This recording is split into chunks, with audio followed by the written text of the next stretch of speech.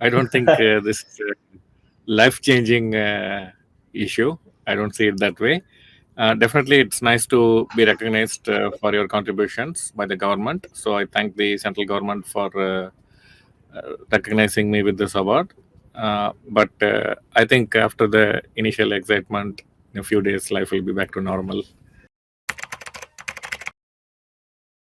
It has been a great run for Indian chess in the year 2023. There have been numerous achievements. One, the rise of Gukesh and Arjun Ergesi has been phenomenal. They both crossed 2700, and Gukesh reached almost 2750. And then he had some setbacks in the last one or two tournaments, but he's completed the year by winning the Chennai Masters and qualifying for the candidates almost. If nothing goes wrong in the World Rapid and Blitz, then he's almost assured of a spot in the candidates. That's going to happen next year. So it has been a good run for Gukesh. And as for Arjun, he has also done quite well.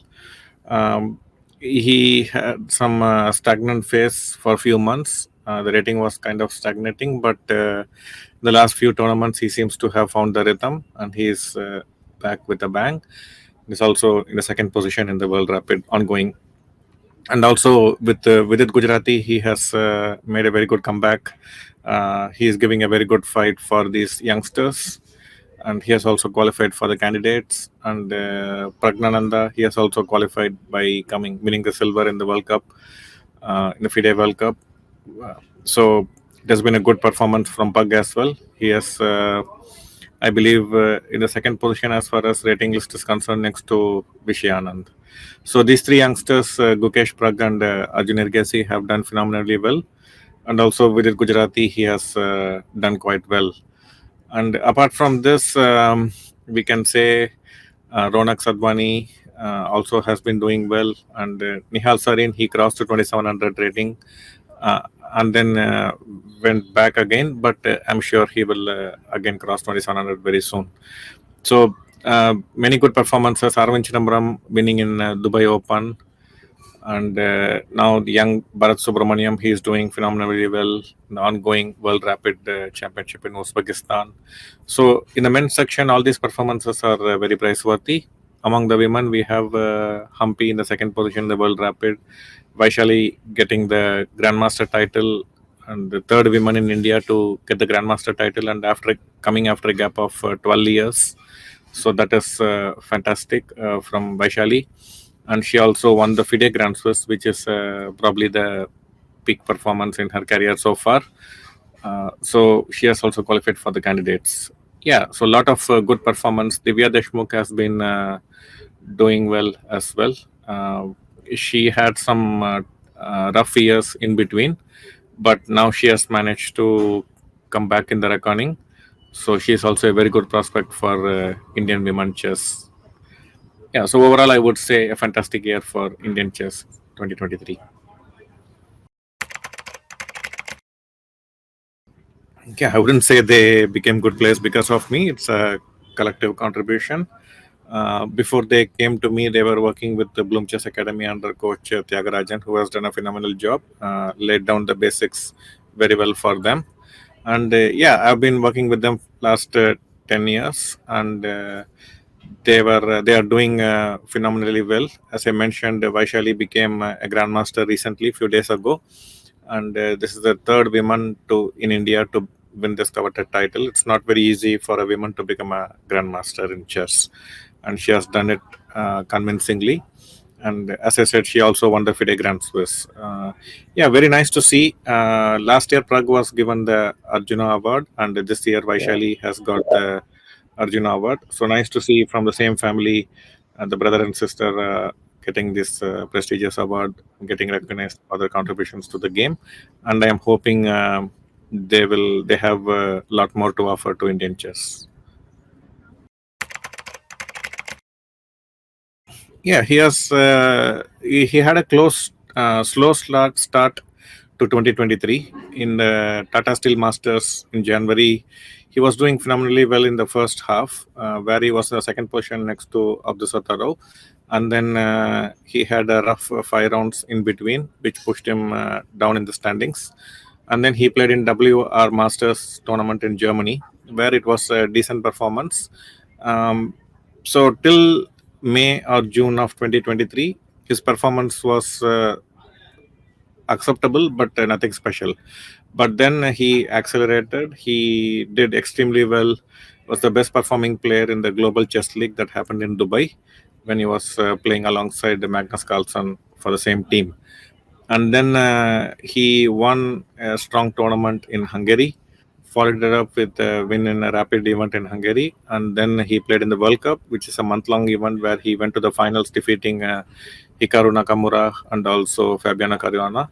So that was a fantastic performance, which gave him the candidate's spot. And yeah, his rating is now over 2740, and second highest rated in India after Anand. And I'm hoping things will take a very positive turn in 2024 as well.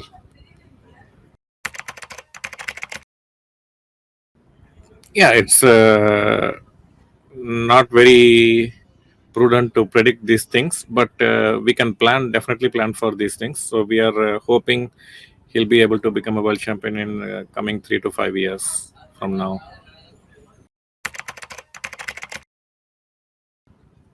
Before I get into that, I would like to congratulate and thank Grandmaster Sandeepan Chanda, who has also been helping Vaishali's preparation in the last few months. So his contribution should not be neglected and appreciated. Yeah, having said that, Vaishali, as you mentioned, she was under the shadows of Pragg because Pragg suddenly grew very fast and kind of overshadowed her and captured all the attention of the public. And this had some kind of an impact on Vaishali, but now she has understood that Pragg is doing well in his own merit and deserves what he gets. And it's important for her to focus on her own game and earn the attention of the public, capture the imagination of the public, and which she has done wonderfully well by winning the FIDE Grand Swiss. That's her best performance, I would say. And recently, like she is also playing more freely, more aggressively. Earlier, she was kind of holding herself back and not playing aggressive chess, but now she is more confident in her abilities, and she has also defeated many strong players in her title victory at the FIDE Grand Swiss. So this has given a lot of confidence to her that she can hold herself against the best by playing aggressively, and in this direction we will go forward.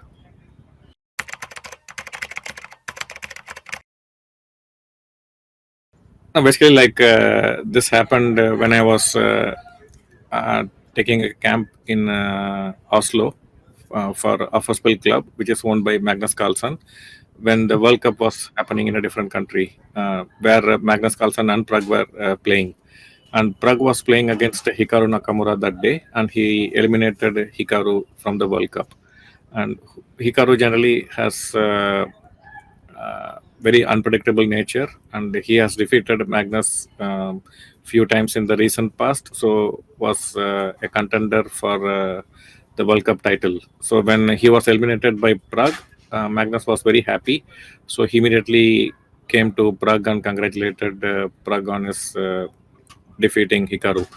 At that time, he mentioned that your coach Ramesh has been telling the players in the Offer School Club today that be like Pragg. So the context is I was asking the players, um, do you think you have been doing enough to meet your ambitions?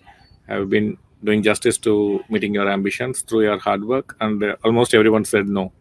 And I asked them the reason why they are not working hard enough. They said they have other commitments, other priorities. And so I told Pragg has the ability to keep non-chess priorities aside and able to sacrifice few other things like social media, socializing, and so on, serials, video games, which many teenagers of his age could easily get addicted to.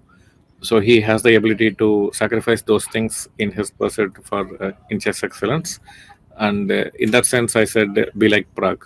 uh, have the courage to give up your distractions. And someone from the camp had messaged Magnus about this, and this is what he meant when he spoke to Pragg.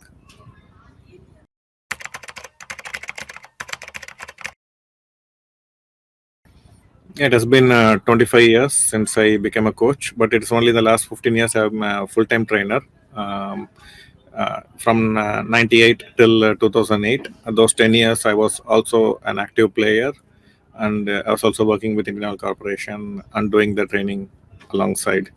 And since 2008, I decided to quit both my job and also the playing career to be a full-time chess trainer, and that has helped me focus more into the training aspects, because if you're trying to balance being a player and a trainer, while being a player, you're more focused on your progress, your problems, but being a trainer, you need to focus on the problems of your students, others, basically, excluding yourself. So you need a change in mindset and outlook.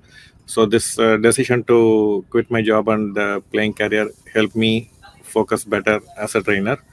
And yeah, I'm really quite happy with the decision I took back then. I'm happy to see many of my students doing well in chess and becoming good players. I hope I can continue this for a few more years.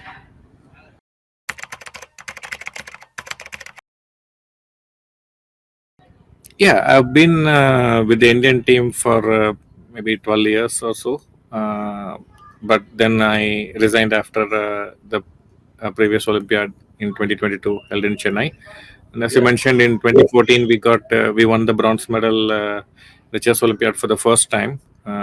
First time in Indian history that India is winning a medal in the chess Olympiad, because India was never considered a strong chess playing nation.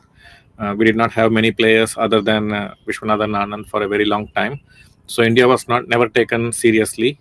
But our bronze medal performance in 2014, I think that is when India announced its arrival at the international chess scenario with a bang. And also last year we won bronze medal again. We were very close to winning the gold medal, but then some mishaps happened, and we had to settle for a bronze medal. It was a fantastic performance again, thanks to the youngsters, especially Gukesh, Nihal Sarin, Pragg, Adiban, and Ronak Sadhwani. Yeah, I've had a very good stint with the Indian team. We have won gold medal in the Asian. We have won silver many times in the Asian team championships, and so on. And now I feel the Indian players are more confident, more mature, and they believe in their ability to handle any kind of opposition. And feel happy to have played a small role in this transformation.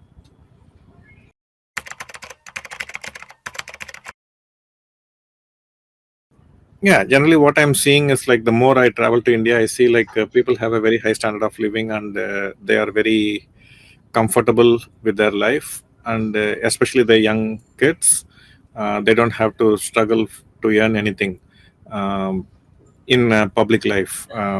Like if you want to get into a train or a bus, you just you don't need reservation in advance, unlike in India.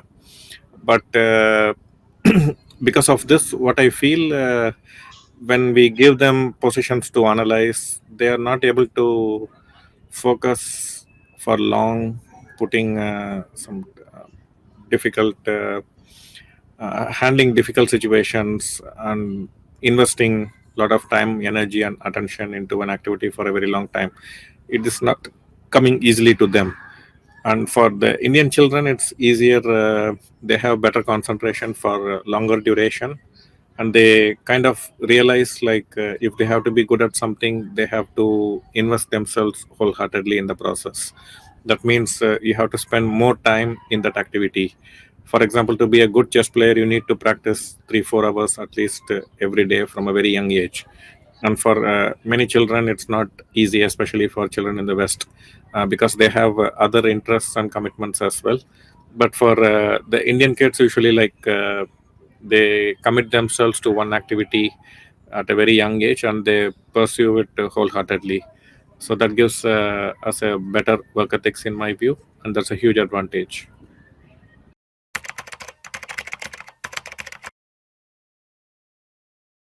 What I see is like almost all the trainers, they are focusing chess training only from chess training technical aspects of the game perspective.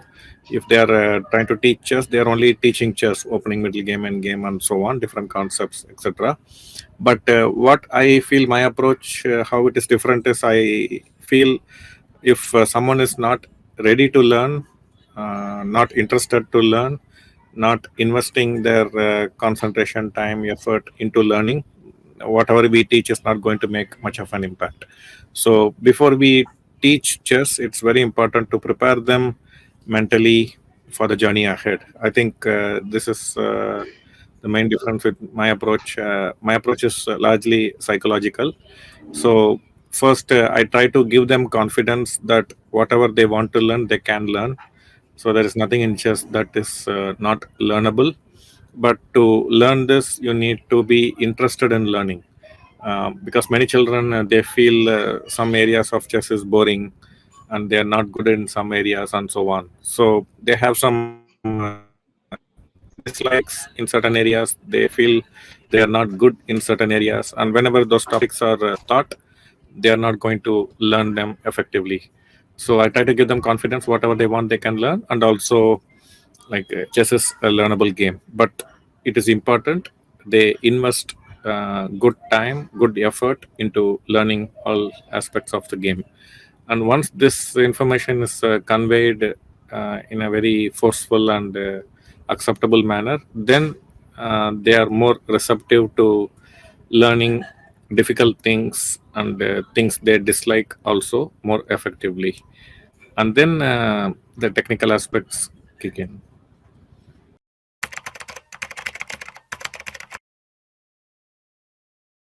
Yeah, in the first half till April, we'll be focusing largely on the candidates match for both Vaishali and Pragg.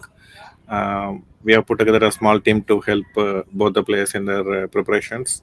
And Pragg will also be playing a couple of very strong events before the candidates. So we have to prepare for those events as well. So, but largely our focus will be on the candidates for both the Pragg and Vaishali till April. And after that, we have not thought much ahead. We have to revisit our ambitions post the candidates tournament.